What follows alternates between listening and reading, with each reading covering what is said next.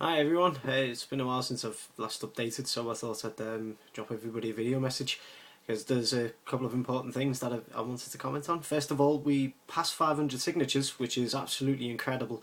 I'm really happy with that. It's really nice to know that people are supporting this so much, and fantastic that people have bothered to have shared it around and gotten us to this kind of level. I guess the next goal is getting 1,000 signatures on this. It's attracted a lot of attention, especially from people in Parliament. Um, I've spoken to Stephen Twigg today, who is my local MP for West Derby, and we are getting together a lot of information with regards to who to put this to, who to get involved, especially people who were involved in British Parliament. I don't have the exact details here of what was discussed today because there was an awful lot discussed in a very short space of time, as obviously Stephen is quite busy. But I will be receiving an email from his secretary, Kevin, which will contain all the information that was discussed and what we're planning on doing. But needless to say, there's going to be quite a few MPs discussed. We might actually be able to get some kind of debate in Parliament about this. Not a big debate, but at least a small debate to start off with. Who knows where it could develop to, though. I mean, I did mention taking this to a European level, and Stephen seemed to think that that's not really out of the question. The thing is I found out of quite a few people now, and I had a phone call from Jennifer, who was the manager down at Diabetes UK's advocacy service, who told me that when this directive first came out in 2011, the International Diabetes Federation and the Association of British Clinical Diabetologists, I hope I got that right, questioned the evidence that the decision was based upon, and they essentially just weren't given anything. There is no evidence to back up the directive and the UK's interpretation thereof.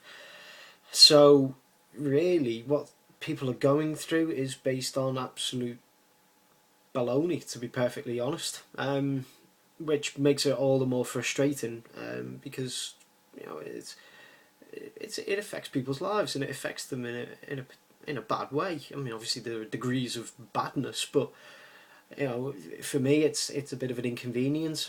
I've managed to get around though, but with other people, it might really affect them. I mean, I've seen stories now of people who have said to me that they're self-employed and they rely on their driver's license in order to be able to get around and do their job. Window cleaners, obviously there's taxi drivers, any number of self-employment jobs where you rely on your own transport to get around. I mean, even people who aren't self-employed, this has a rather large effect.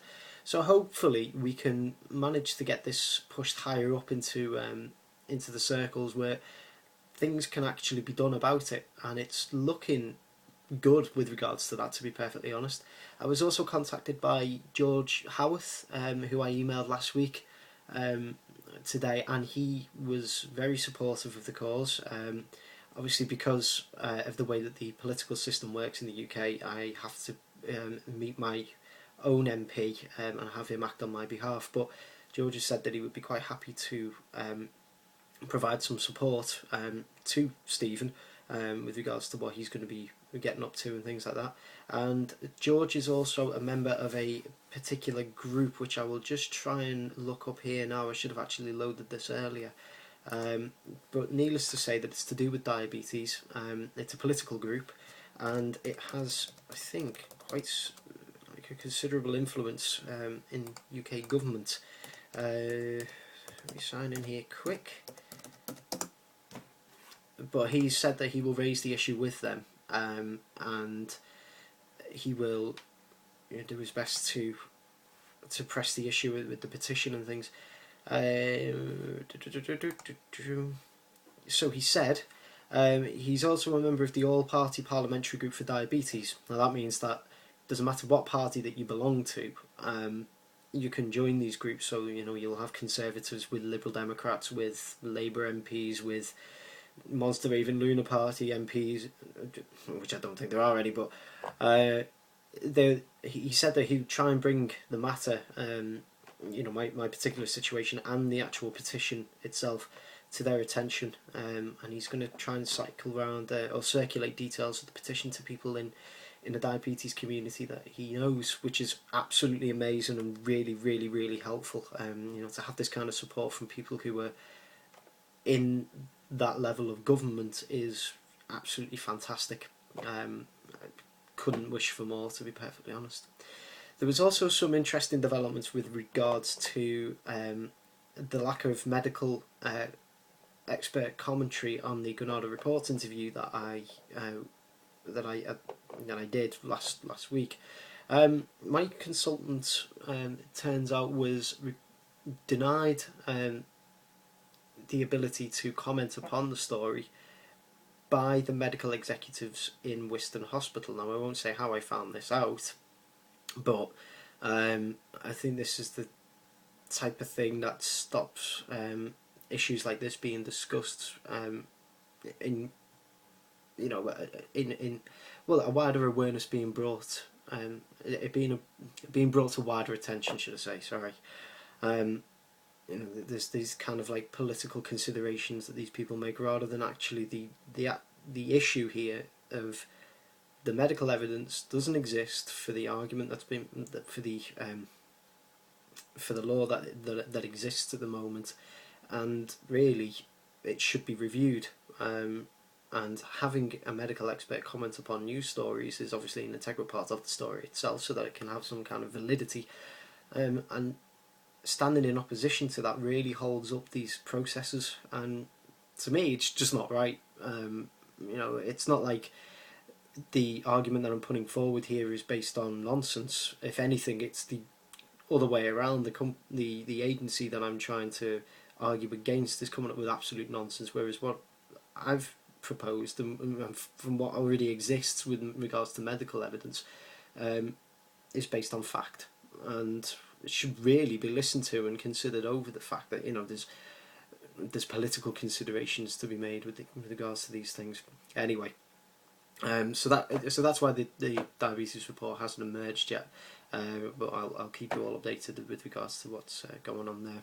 I did try and talk to Roger Phillips on his radio show today. Unfortunately, there was a guest speaker that they had on for about 2 or 3 hours. Show runs from 11 o'clock till 2, and the speaker was on from 11 o'clock till 1, so yeah, it was 2 hours. And there was only an hour for general calls later, and some people must have rang up before me. I had to. Well, I was in work. I was getting the bus into work at that time, so I didn't manage to call them at 11 o'clock to be able to get the issue there. I'm going to ring up next week though, and make a point of actually getting this onto the radio, onto local radio at least. I've contacted Helen Hunt, the health editor for the Echo, again. I've still not had a response. However, we are now following each other on Twitter, so hopefully that's a step in the right direction. Other than that, there's not much else going on, to be perfectly honest. I'm trying to keep as busy as possible with regards to this.